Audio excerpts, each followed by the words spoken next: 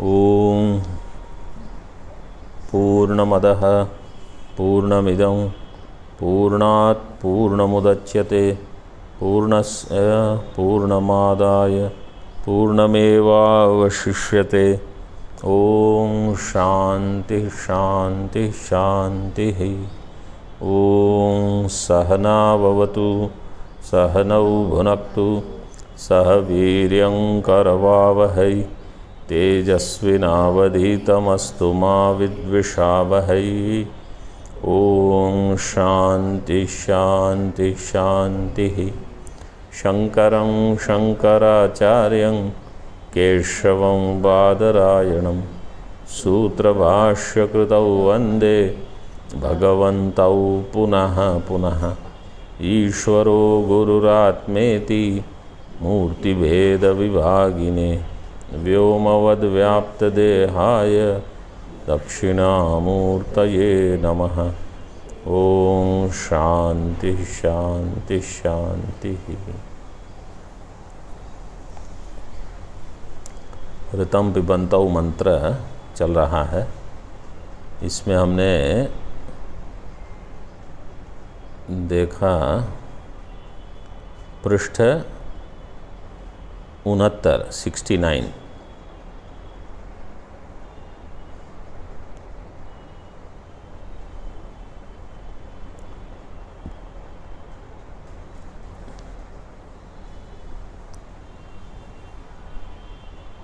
भाष्य में हमने देखा प्रथम पंक्ति में देखो गुहाम गुहायाम बुद्धौ प्रविष्टौ परमे परार्धे परमे बाह्य पुरुष आकाश संस्थान अपेक्षया परम। बाह्य पुरुष आकाश संस्थान की अपेक्षा से जो परम है वो क्या है। नीचे देखो टीका में कहा बाह्य पुरुष आकाश संस्थानम देहाश्रय आकाश प्रदेश है। बाह्य पुरुष आकाश का जो संस्थान है देह देहाश्रय 2 नंबर टिप्पणी में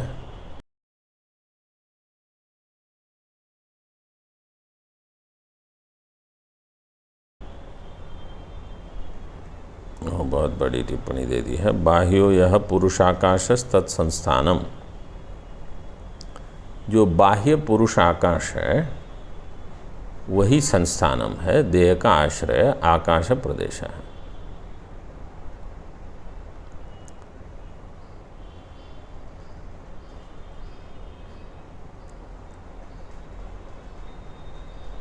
बाह्य पुरुष आकाश मतलब बाहर का जो आकाश है जहाँ पुरुष आश्रित है उसकी अपेक्षा से जो परम है वो परम ब्रह्म है।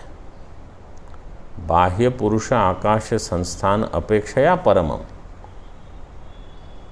पुरुष जहाँ रहते हैं उसकी अपेक्षा बाह्य पुरुष आकाश संस्थान की अपेक्षा जो परम है वो है हृदय आकाश परमम। परस्य ब्रह्मणो अर्धम मतलब ऐसा आकाश प्रदेश जैसे टीका में क्या कहा आनंद गिरि जी ने देहाश्रय आकाश प्रदेश है। देह ही जिसका आश्रय बनेगा ऐसा आकाश। जैसे दृष्टांत दे सकते हैं कि समझो एक घट है। अब घट में आकाश है तो कोई पूछेगा कि आकाश का आश्रय क्या है तो घट है। तो वास्तव में आकाश का आश्रय घट नहीं है। घट का आश्रय आकाश है। घट कहाँ है आकाश में। लेकिन हम क्या कहते हैं आकाश घट में आकाश है। तो ये घट में आकाश ये जो बुद्धि है ये सामान्य समझ लेके तो वैसे ही देह में बुद्धि है बुद्धि में आकाश है। उस आकाश में ब्रह्म मिलेगा आपको। परमे परार्धे परस्य ब्रह्मणो अर्धम स्थानम। तो वो जो आकाश है वो बाह्य आकाश की अपेक्षा परम है। परस्य ब्रह्मणो अर्धम स्थानम परार्ध्यम तस्मिन् ही परम ब्रह्म उपलभ्यते। वहीं पर परब्रह्म उपलब्ध है। अर्धम मतलब स्थानम।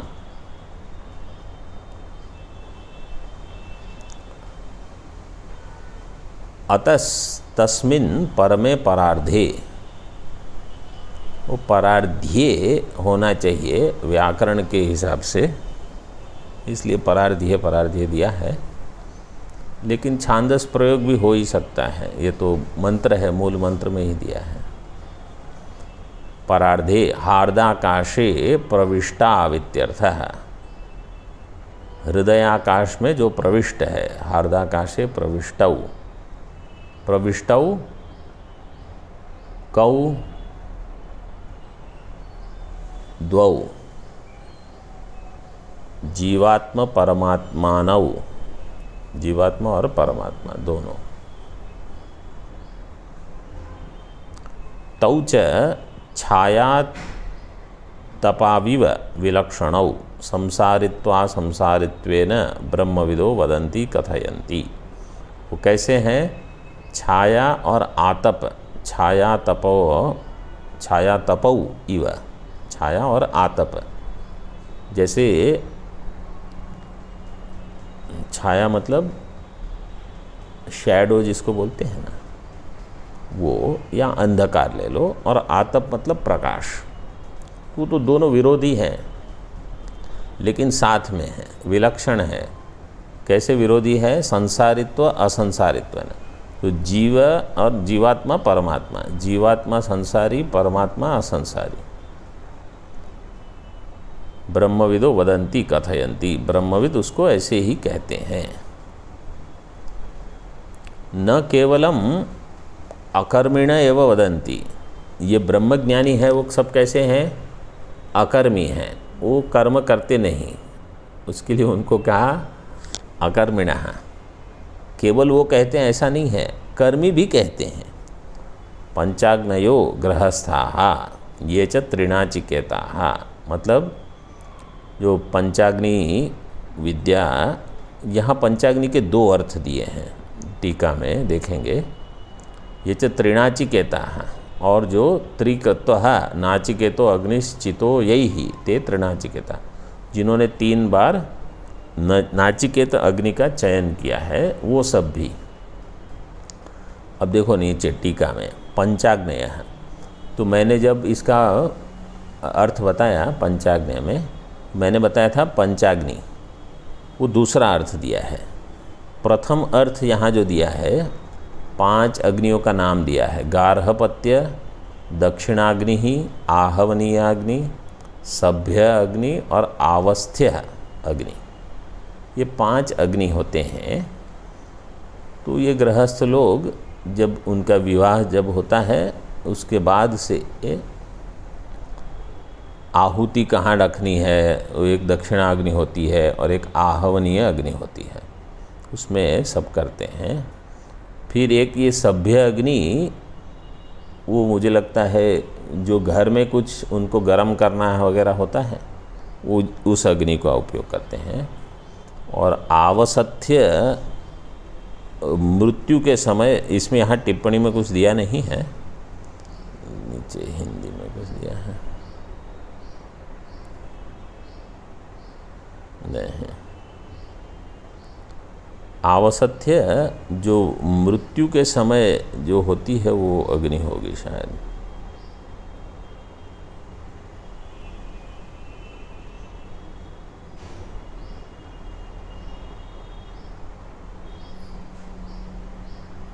नहीं, घर की जो अग्नि है वो है आवसथ्य, भोजन पकाने के लिए जो है वो। और सभ्य क्या है?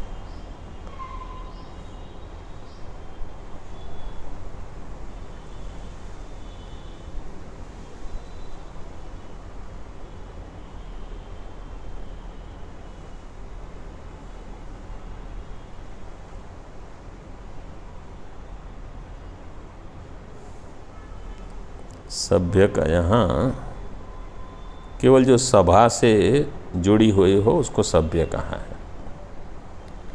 तो ये 5 प्रकार की अग्नि होती है।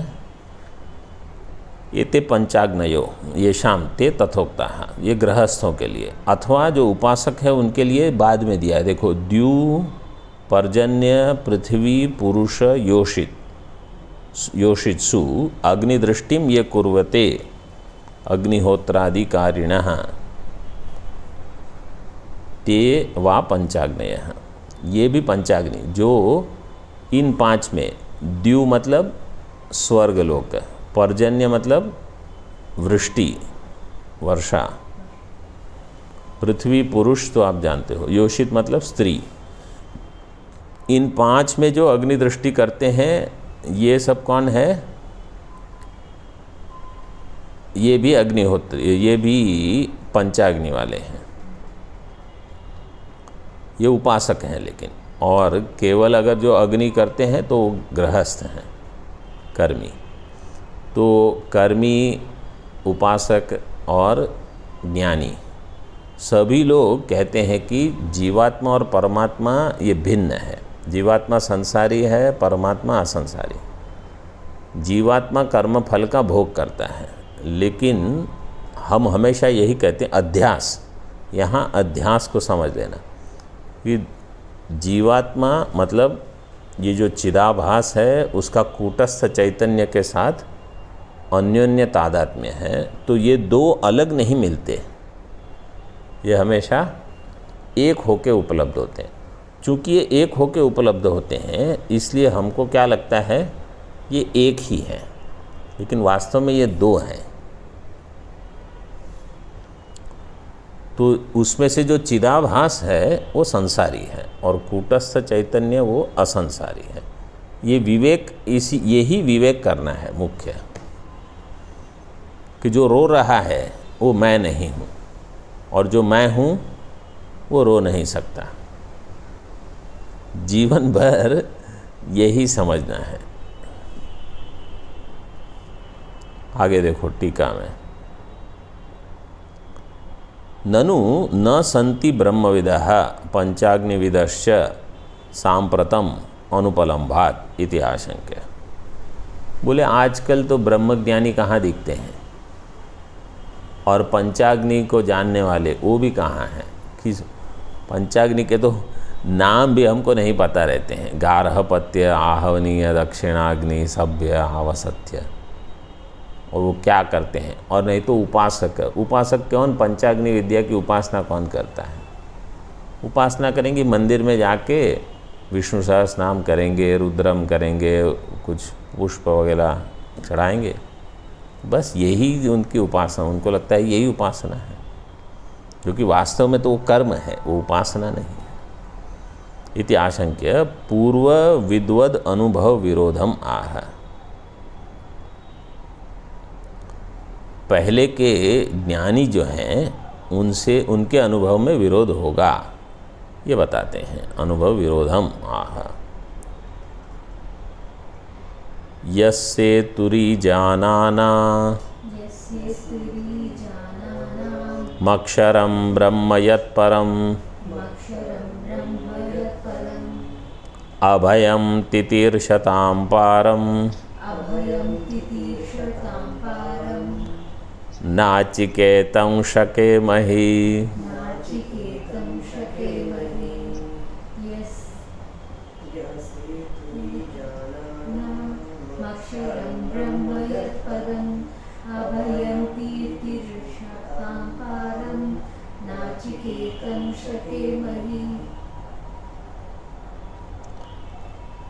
यह सेतु इव सेतु, सेतु मतलब ये झूला, जानकी झूला, राम झूला, लक्ष्मण झूला जो है उसको सेतु कहते हैं। वैसे सेतु के 2 अर्थ हैं।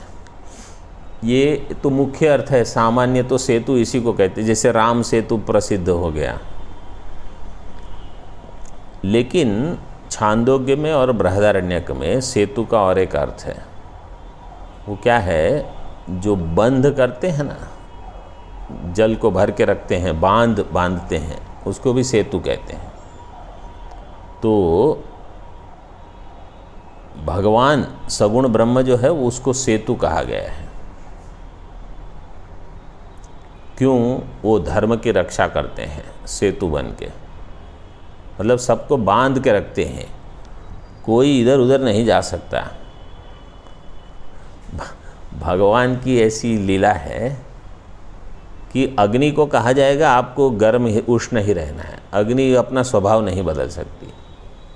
तो ऐसा कभी नहीं होगा कि अग्नि एक दिन बिल्कुल ठंडी मिलेगी, उसका स्वभाव ही वो है। जल का स्वभाव है वो ठंडा ही रहेगा, वो अपने आप गर्म नहीं हो जाएगा। तो ये सब चीज़ों का अपना अपना एक धर्म है। इसी प्रकार समाज में तो सन्यासियों को एक धर्म बताया गया है, आपको ऐसे जीना है। राजाओं का धर्म होता है, और सारे वर्णाश्रम वालों का एक एक धर्म होता है।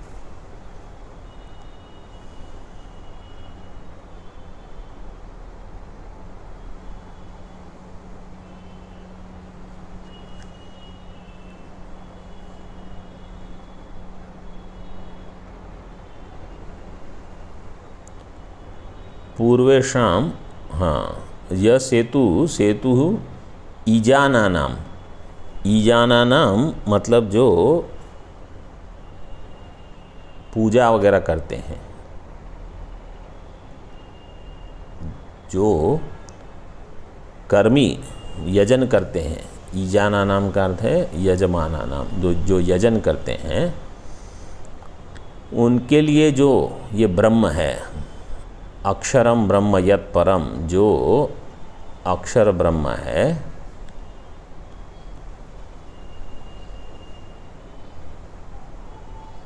और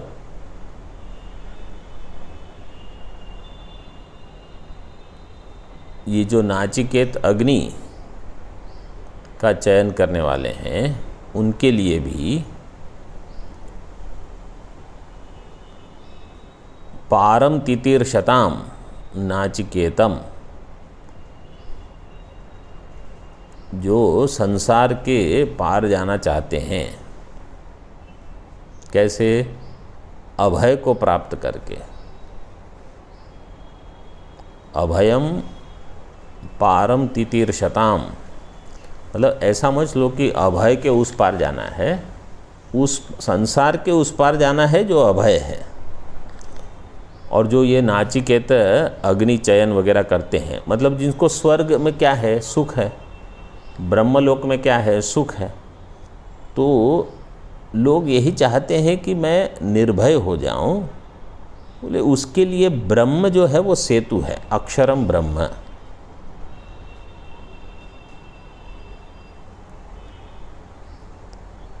अक्षर ब्रह्म आपके लिए सेतु रहेगा, मतलब आपको उस पार जाना है।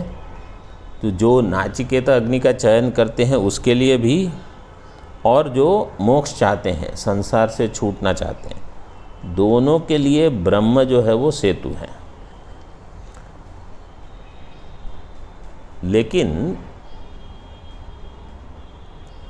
जो कर्मी है उनको निर्गुण ब्रह्म तो सीधे समझ में नहीं आता, तो उनको सगुण ब्रह्म जो है वो सेतु होगा। और जो ज्ञानी मतलब ज्ञान साधना करते हैं उनके लिए निर्गुण ब्रह्म सेतु होगा। दोनों सेतु है।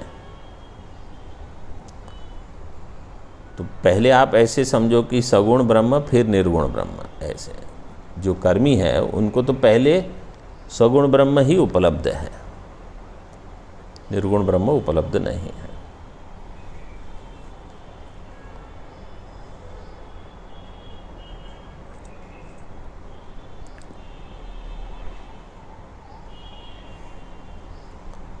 टीका,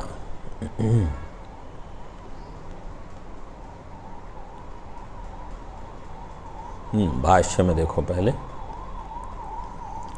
यह सेतुरिव सेतु ईजानानाम यजमानानाम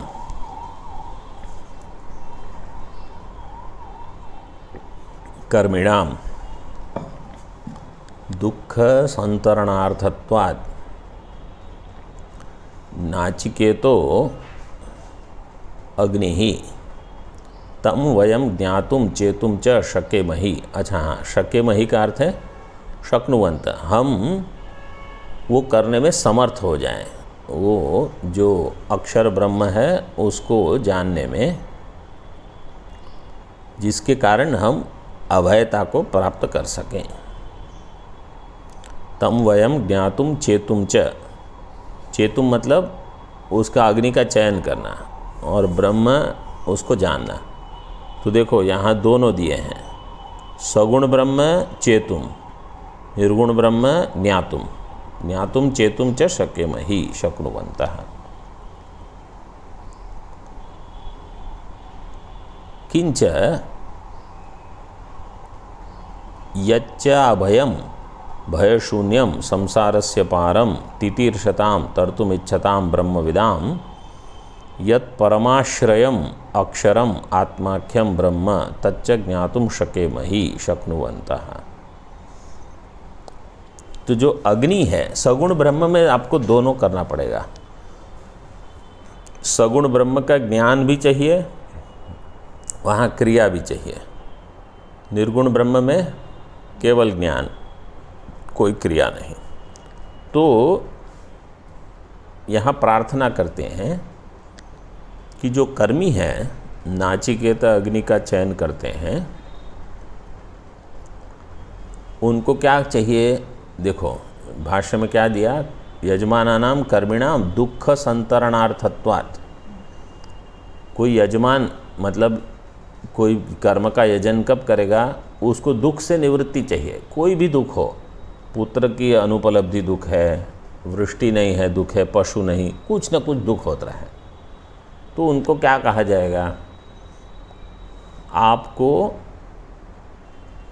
ब्रह्म से ही प्राप्ति होगी, वो सगुण ब्रह्म से। तो यहाँ लेकिन कर्म का प्रकरण है, इसलिए मतलब कर्म का उल्लेख पहले हुआ था। तो नाचिकेत अग्नि का चयन करो, तो पहले चयन करने के पहले तो उसकी विद्या चाहिए। तो पहले ज्ञान, ज्ञान के बाद कर्म।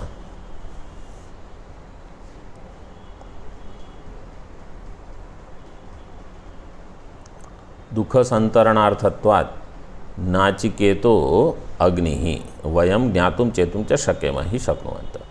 और जो मोक्ष चाहते हैं, यच्च अभयम भयशून्यम संसारस्य पारम तितीर्षतां तर्तुमिच्छतां ब्रह्मविदां यत् परमाश्रयम अक्षरम आत्माख्यम ब्रह्म तच्च ज्ञातुम शकेमहि। उसको भी हम जानने का प्रयास करें और जान सकें। शकेमहि मतलब शक्नुवन्तः, हम उस ब्रह्म को जान सके। क्या है वो ब्रह्म? ब्रह्मविदाम यत् परमाश्रयम, ब्रह्म ज्ञानियों के लिए जो परमाश्रय है, आत्माख्यम, उसका नाम ही है आत्मा ब्रह्म। तो वो भी संसार के पार लेके जाएगा। ऐसे संसारस्य पारम तितीर्षताम तर्तुमिच्छताम। परापरे ब्रह्मणि कर्म ब्रह्म, हाँ नीचे पहले टीका में देखो, पूर्वेषाम यद्यपि ब्रह्मवित्वादि संभवति प्रभावातिशयात् तथापि न आधुनिकानाम अल्पप्रज्ञानाम संभवति इत्याशंक्य। पूर्व पक्ष कहते हैं अच्छा पहले तो ब्रह्मज्ञानी होते होंगे। पूर्वेषाम यद्यपि ब्रह्मवित्वादि संभवति, क्यों? वो बहुत प्रभाव वाले थे, प्रभाव अतिशयात। तथापि न आधुनिकानाम, अभी आजकल तो कोई ब्रह्मज्ञानी होगा नहीं। क्यों? ये सब अल्प प्रज्ञा वाले हैं। बड़े बड़े आचार्य देखेंगे, ये क्या है, ये लोग क्या पढ़ते हैं, क्या इनको याद रहता है, हमारी प्रज्ञा पे उनको दया आती होगी। अल्प प्रज्ञा है ये सब। क्योंकि हम लोग ज़्यादा कुछ कर्म मीमांसा वगैरह करते नहीं, उपासना करते नहीं ज़्यादा, और ये बस 1 साल में या 2 साल में वेदांत के थोड़े ग्रंथ पढ़ लेते हैं, बोले मैं ब्रह्म हूँ, बस चिदानंद रूप। और उनको कुछ आगे पीछे पूछो तो भाई ये तो हमको नहीं पता, वो भी हमको नहीं पता, ये भी नहीं पता, कुछ नहीं पता। तो बोलते ये अल्प प्रज्ञानाम न संभवती इति आशंक्य। बोले नहीं, चेतनत्वात् स्वाभाविकी ज्ञातृत्व योग्यता अस्ति, उनमें योग्यता है। क्यों? वो चेतन स्वरूप है, चेतन स्वरूप में योग्यता हो सकती है। इति अभिप्रेत्य तात्पर्यम् आह परापरे ब्रह्मणि कर्म ब्रह्मविदाश्रये वेदितव्ये इति वाक्यार्थ है। पर ब्रह्म और अपर ब्रह्म न। अब देखो, मंत्र में केवल पर ब्रह्म दिया है, लेकिन भाष्यकार ने इसका अर्थ कर दिया परापरे ब्रह्मणि, दीर्घ करके दोनों, सगुण ब्रह्म भी निर्गुण ब्रह्म भी। तो यहाँ आप ऐसे सोच सकते हो, ये जो अक्षरम है ना, उसको ओंकार लेके, क्योंकि पहले आया था ओंकार दोनों प्रकार का है, अक्षर पर अपर, और जिसको जो चाहिए वो मिलेगा। यो यद इच्छसी तस्य तत्। तो जो सगुण ब्रह्म की उपासना करेगा ओंकार से, उसको वो मिलेगा जो भी दुख निवृत्ति के लिए चाहिए, उसको कहते हैं अभ्युदय। और जो निर्गुण ब्रह्म के लिए ज्ञान के लिए प्रयत्न करेगा निश्रेयस। तो अभ्युदय निश्रेयस प्राप्ति दोनों हो जाएंगे।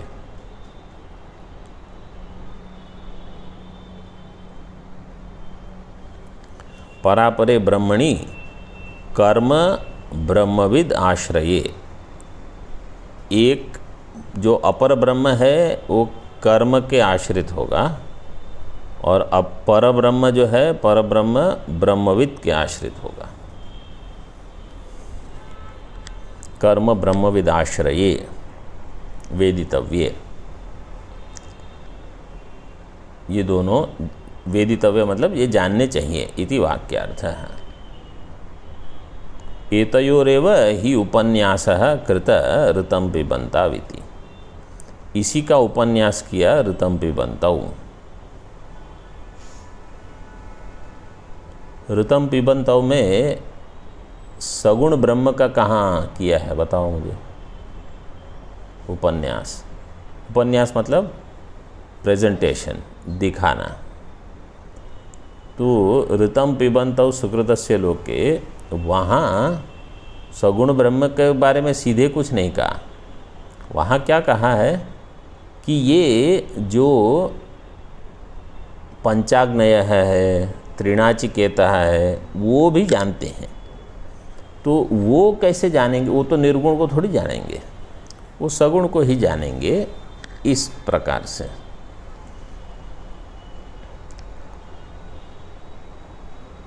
जैसे आप ऐसे कह सकते हो कि इस जीव में, मतलब शरीर में जीवात्मा भी है और अंतर्यामी है। अंतर्यामी जो रहेगा वो उनके लिए तो सगुण ही है, मतलब उससे आगे वो जा नहीं सकते। जो कर्मी है, उपासक है, उनको निर्गुण ब्रह्म के बारे में नहीं पता चलेगा जब तक तैयार नहीं होते तब।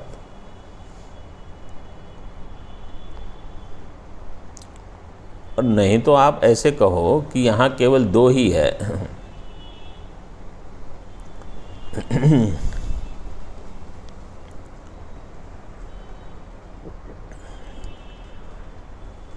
कौन है दो? बोले एक शुद्ध ब्रह्म और एक हिरण्यगर्भ, बस दो हो गए। शुद्ध ब्रह्म निर्गुण और हिरण्यगर्भ सगुण, वही एक जीव। जीवात्मा परमात्मा कहो या निर्गुण सगुण ब्रह्म, बस वही जानना है। अब रथ रूपक आरंभ करते हैं।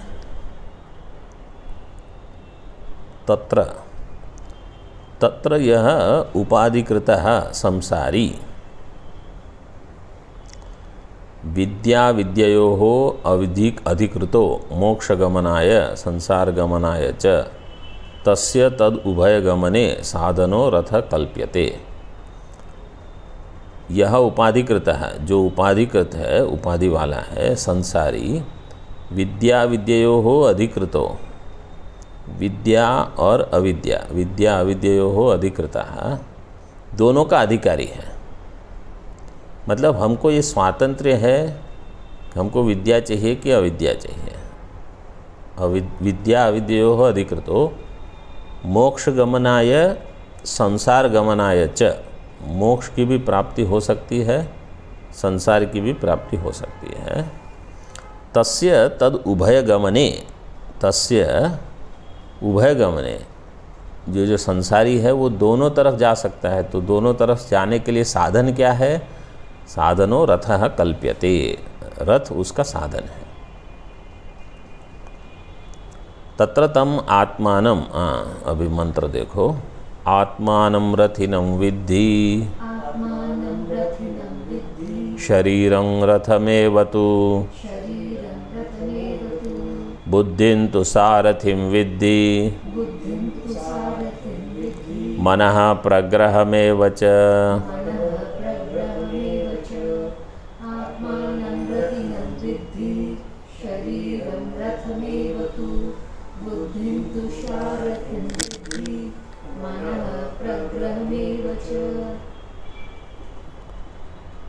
इंद्रियाणि हयानाहुर् विषयांस्तेषु गोचरान्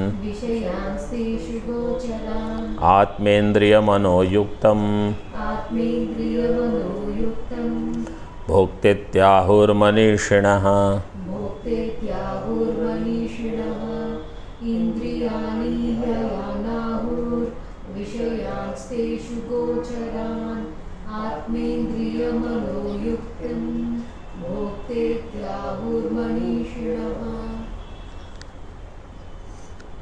आत्मानं रथिनं विद्धि, आत्मा मतलब जीवात्मा, वो कौन है? रथी, रथी मतलब सारथी नहीं, रथी मतलब जो रथ का मालिक है उसको कहते हैं रथी, ओनर। रथिनम मतलब ओनर। विद्धि शरीरम रथमेव तु, शरीर क्या है? यही रथ है, ये साधना के लिए माध्यम है, साधन है। शरीरम रथमेव तु बुद्धिम तु सारथिम विद्धि, बुद्धि जो है वो सारथी है रथ चलाने के लिए। मनः प्रग्रहम, मन क्या है? प्रग्रह, लगाम है, जिसको खींच के घोड़ों को पकड़ा जाएगा। इंद्रियाणि हयान आहुः, इंद्रियां घोड़े हैं। आहुः कौन? कोई कहता है, कौन कहता है? जो ये विवेक करते हैं कि ये वाक्य प्रयोग करते हैं हिंदी में, तो अपने घोड़ों को लगाम दो, अपनी इंद्रियों को पकड़ के रखो, ऐसे अपनी जबान को लगाम दो, keep your speech also under control, like that they से।